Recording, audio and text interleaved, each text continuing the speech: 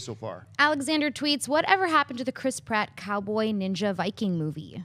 Oh, good question. Yeah. I mean, I know he got rolling on that one space one where he's in hibernation in a spaceship. Is it Jennifer Lawrence? Passengers. With Jennifer Lawrence. Jennifer Lawrence, right. I believe that was, if I'm not mistaken, that was originally supposed to be Keanu Reeves and Charlize Theron, I believe. I think that was the original cast for that, I believe. But at any rate, so he's been working on that. He's been working on The Magnificent Seven with the aforementioned Denzel Washington, which is coming out. So I have not heard that movie's been taken off the table, but it just might have to be waiting in line for the other stuff he's doing. Have you guys heard anything different? No, but I'm assuming that if they do make it, it'll take about a week to shoot. You know, I don't think we've got $150 million. I think it'll be like, can you just be in these 4 scenes and we're going to shoot them all out? They're all in a restaurant, you know? Yeah. I mean, he's also got the Jurassic World sequel to game plan for it sometime. So I hope this movie gets made. It sounded fun when we talked about it originally, like a year ago. Yeah. So I hope it gets made at some point. I'd like to see it. And Chris Pratt sounds like the right choice for it. So I hope they can accommodate his schedule. All right, what's next? Caleb tweets, Gem of the Holograms was released at my local discount theater 2 weeks after its initial release. How do discount theaters choose movies? I think they'll take whatever titles come out. I mean, really, the closer for a discount theater, the closer you can get a movie in your theater to its opening actual release date, the better. And I'm pretty sure they're probably jumping up and down that it was pulled out of theater. So if there was anybody still out there morbidly curious about seeing Gem and the Holograms, there's the place to go. So, I mean, it's just whatever's available, really. I feel so bad for that theater. They're like, I can't believe we got the movie. It's only 2 weeks after it was. Oh, it's Gem and the Holograms. Crickets, strange farm animals in the theater, a bum sleeping. He just won't leave. I've seen it 32 times. Get him out of here. Weird eviction notice. Theater gets shut down because of Gem and the Holograms. This is a perfect situation for something that you know Soul, our buddy totally. Soul. He and I went on just a spontaneous binger to Las Vegas to play some poker, and we didn't even get a hotel room. And so we thought, well, we need to sleep for a couple hours. Let's go to the movie theater, buy a couple of tickets. That gets us about 2 hours and 20 minutes of sleep time in a dark room. What'd you see? Gem and the Holograms. Did you really? No, we did not. But that's I can't even remember what the one was. But yeah, well, that means you got some good sleep. So good on you. 2 hours of sleep. All right, what's next? Joey tweets, I hate when trailers show scenes that don't actually end up in the actual movie. How much of the Star Wars trailers will do this? Well, I mean, like I mentioned, I was at the Good Dinosaur premiere last night, so I was talking to some Disney reps. There is actually no character named Kylo Ren in the movie. There's some very odd marketing. Yeah, very odd edit decisions made after they made the trailers. No, that is a big frustration to me. Like, we've talked about this maybe about 6 months ago. I get it, because a lot of time these trailers, they start getting put together like 6 months before the movie comes out. They're crafting and tailoring these trailers to be the best they can. And quite often, it's a no-fault situation where, they have all this footage available. The people responsible for putting the trailers together, they have all this footage available. They put together what they think is the best possible trailer they can. And then inevitably, at some point, something that appeared in that trailer gets cut out of the movie.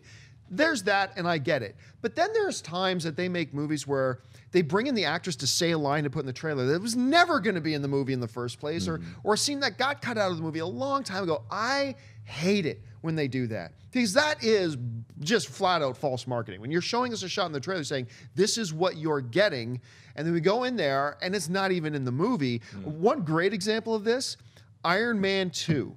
Because the first trailer for Iron Man 2 was... it was Tony and Pepper in the back of the plane and giving the kiss and you complete me, blah, blah, blah. And then that wasn't in the movie. Like that final line, I think the you complete me line. There was some big significant part of that scene, because that scene is in the movie, but there's a significant part of that scene that's in the trailer that never got in the movie. And I was sitting in the theater going, what? Are you sure this scene's over? But so that happens and it bothers me a lot. It doesn't bother me. I acknowledge that it happens, and I can't think of a movie off the top of my head where I saw a trailer and I say, oh, that scene, but it's not in the movie, but I know when it happens. Like instantly, as soon as the movie's over, I'm like, that wasn't in it. Let me name one right off the top of my head. Fantastic Four. Everything in that trailer is not in the movie. Oh my gosh, there's so much in that trailer. Dropping from a helicopter, people firing at him, none of that's in the movie. Reed Richards talking to Dr. Doom, what's coming? Change is coming. That's not in the movie. Doom. All that stuff's not in the movie. So there's like a lot of whatever's Doom running for president. What's not in the movie? This trailer's not in the movie. What you're watching right now is not in the movie. Literally half of the trailer. Like them sitting, what's his ETA? 30 seconds. Hits the thing, hits the ground, boom. maybe sooner. Ha ha. Yeah. None of that. None of Right. that's None of it in was the in the movie. movie. Now, I think that literally every frame of everything you've seen for Star Wars: The Force Awakens will be in the movie. Except I think for these I could trailers already, are too carefully I could already crafted. tell you a shot that's different. So it's going to be either or, where Finn takes off his helmet and he's a stormtrooper. In the first trailer, it's from a far away 3/4 angle, zooming in when he takes the helmet off. In the second trailer, it's a close-up medium shot of him taking the helmet No, off. he does it twice because there's a fly in there, and then he took it See? off, and then he put it back Then on. he realized it was still in there. Yeah, he puts the helmet back on and then does it. So they're going to pick one of those two shots, and that's what's going to. The only difference I think that you'll see in any of the Star Wars footage is different shot selections. angles, yeah. Different angles. That's what you're going to get. All right, what's next? Michael tweets, the new AMC Prime Theater in Vernon Hills, Illinois is amazing. Do we know anything about the expansions of these theaters? Yeah, and I feel better talking about these Prime theaters now that I don't work for AMC. AMC Prime is simply, now they are now called Dolby Cinema at AMC Prime, or at least they're rolling those out. Is simply the best movie-going experience I've ever had. I mean, I love, Dennis and I talk about it all the time, like that movie theater has spoiled us. Because now when a movie we want to see isn't in that one theater, and we got to go into another theater to see the movie we do want to see, even if it's a theater we've always enjoyed and liked, we go, this sucks. Like that sort of thing. If you have not, so their plan is, I think, to have several hundred AMC Prime theaters. They're rolling those out. And then to add the existing AMC Prime theaters, they're adding this Dolby Cinema at AMC Prime. I went and watched a movie in Dolby Cinema at AMC Prime. It's this new dual laser projection system they have, the absolute darkest blacks you've ever seen, which makes all the colors pop and all the colors that much more rich and sharp. And then they've got the Dolby Atmos sound system in there. It is a killer combination. So by all means, make sure you go and if you've got one near you, check out a Dolby Cinema at AMC Prime when you get the chance. The rollout is still scheduled for over the next 2 years, I believe. So you're going to see more popping up. If you guys have both seen movies in the AMC Prime. Sure. Nope. You still have You not haven't? yet. Nope. I have. Really? Yeah, you're a loser. Come on. We can't. Ellis, you're not a loser. You're a loser. No. You're not a I'll loser. see you guys later. No, don't go. I guess It's- I'm no good for Sinead's anyone. just kidding. Yeah, leave. Damn. Just kidding. Right? Woo! Sinead's bringing them out today. All Yeah, right, talk what's about hate next? ranch. She hasn't had enough fluff today. Give her a break. Loverboy tweets, is Austin Powers 4 happening? I don't know. I mean, first somebody's got to talk Mike Myers into doing movies again. I mean, he took a beating over The Love Guru. Yeah. He took a real beating, and he took it very personally. And it was the first time in his career. I mean, he had done stuff that people didn't like Cat in the Hat and stuff like that. Right. That was fine, but he really got seriously blasted for something that was usually in his wheelhouse and something that a style that you think would be his strength. And unfortunately, instead of just bouncing back from and coming out and putting out more stuff, I think he recoiled. I mean, it happened to George Lucas as well with the prequels and things like that. And we've seen him direct some documentaries now, which he apparently really enjoys. Yeah. But we've got to see him get in front of the camera. We need Michael Myers. I mean, he is just a comedic genius. Good Canadian kid, by the way. And we just need this guy. We need an Austin Powers 4. I absolutely want another Austin Powers. If we can get Zoolander 2, we can get Austin Powers 4. I'd love to see him take another crack at it, go back to what's a real strength of his, make everybody laugh again. And then I want to see him do something else. I've always wanted to see his So I Married an Axe Murderer 2, but whatever. So what about you guys? Have you guys heard I'm anything? going to see him or- do sprockets. That was a movie that was in development for I a know, while. I That's know. one of the things that Actually, burned him on the studio It's almost like a system. Jerry Lewis type thing. I know they shot a lot of that too, and Yeah. there's a lot of weird stuff happened with that. But I think Michael Myers is a fantastic genius, and I want him to do an Austin Powers a 4th movie. I think he's got it in him, and whatever. I'm sure he's planning on doing it, and I'm very positive he will do it. It's just when. It's an issue of when and how. So.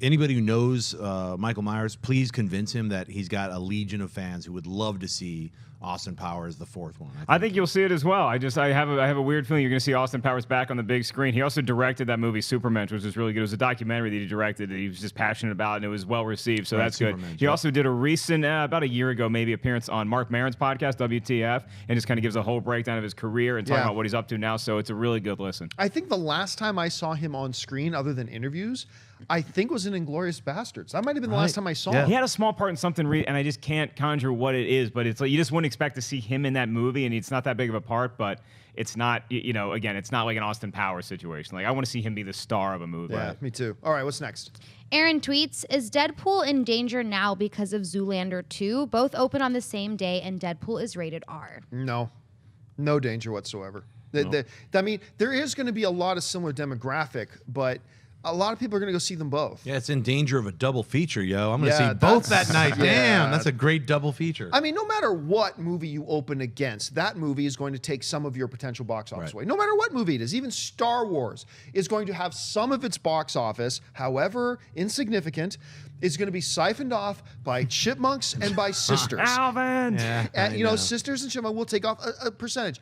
And I'm sure Zoolander will have some of its box office called off by Deadpool and vice versa. But that's what the film market is. That's what competition is. But I think you're going to get a lot of people who are interested. If you took a poll of 100 people who are really excited to see Deadpool, I bet a lot of them are excited about Zoolander 2 and vice versa as well. So I think both films are going to do just fine. Neither of these films are $100 million domestic movies, I don't think. But they're going to do well, especially for their budget. So how do you guys see it? I'm going to see them both at AMC Prime, and Sinead's going to respect me, and she's going to want to go to the movies with me. I'm going to say no. I'm going to say, no, you can't go. Mark, I'll go see it with you in I Prime. want to go with you. I want to go with Sinead. All right, fine. I will go see it in Prime with you. Yeah, I'm going to see it. I didn't even know when Zoolander 2 was coming out, but now that I know that it's coming out the same day as Deadpool, I am going to see it as a double That's feature. a double header, That's man. it. Now I'm just trying to decide, do I see Zoolander 2 first and then Deadpool? I think you go Or Zoolander Deadpool? 2, then Deadpool. Yeah. Yeah, Because I we're agree. more familiar. Deadpool is definitely the headliner Yeah, that's of the the one weekend. that the finishing, that's the dessert, and that's Yeah. all I think right. Deadpool could do 100 million.